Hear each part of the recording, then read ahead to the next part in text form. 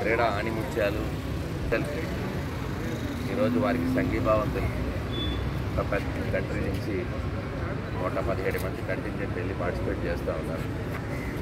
వారందరూ కూడా కంట్రీకి మన భారతదేశానికి ఖ్యాతి తీసుకురావాలని అత్యున్నతమైనటువంటి ఈ క్రీడా పోటీలు ఒలింపిక్స్ అనేటువంటిది ప్రపంచ స్థాయిలో జరిగేటువంటి పోటీలు. ప్రతి ఒక్కరూ కూడా ఒక క్రీడాకారులకు తయారయ్యే ప్రతి ఒక్కరికి ఒక ఎయిమ్ ఉంటుంది. ఒలింపిక్స్ అనేటువంటిది ఒక డ్రీమ్, ఆ నెరవేర్చుకోవాలనేటువంటి తాపత్రయం ప్రతి క్రీడాకారులు ఉంటుంది. అలాంటి ఒక క్రీడా సంబరాలు 4 ఏళ్లకు ఒకసారి ప్రపంచంలో జరిగేటువంటి క్రీడా సంబరాలకి మన భారత ప్రాతినిధ్యం వహించేటువంటి ప్రతి ఒక్కరికి చీరప్ చేయడానికి, వారికి బెస్ట్ ఆఫ్ లక్ చెప్పడానికి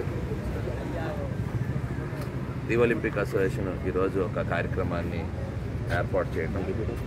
విశాఖపట్నంలో ఈసారి ప్రత్యేకత, విశాఖపట్నం అమ్మాయి ఎర్రాజి జ్యోతి కూడా 100 మీటర్స్ హడిల్స్లో పార్టిసిపేట్ చేస్తూ ఉంది.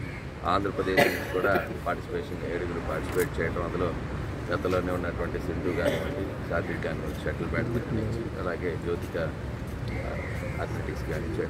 ఏది ఏమైనా ఓవరాల్గా ఒక మంచి పండుగ వాతావరణంలో ఏదైనా క్రీడా స్ఫూర్తి నెలకొలాలంటే ఇలాంటి అకేషన్లో మన నుంచి ప్రాతినిధ్యం వహిస్తున్నటువంటి వారికి అందరికీ కూడా మేమంతా కంట్రీ అంతా మీ వెంట ఉన్నామనేటువంటి స్ఫూర్తిని ఇవ్వడానికి ఈరోజు గవర్నమెంట్ ఆఫ్ ఇండియా కానీ, స్పోర్ట్స్ అథారిటీ ఆఫ్ ఆంధ్రప్రదేశ్ కానీ ఈరోజు ఒక పిలుపునిచ్చింది.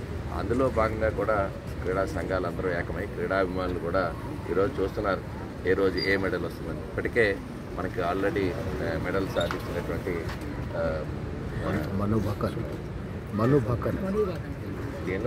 షూటింగ్ సాధించినటువంటి అమ్మాయి కూడా మనకి 2 మెడల్స్ ఆల్రెడీ వచ్చింది. అన్నట్టుగా మిగిలిన వారు కూడా అందరూ కూడా మెడల్స్ సాధించాలని చెప్పి అందరూ ఆకాంక్షిస్తారు.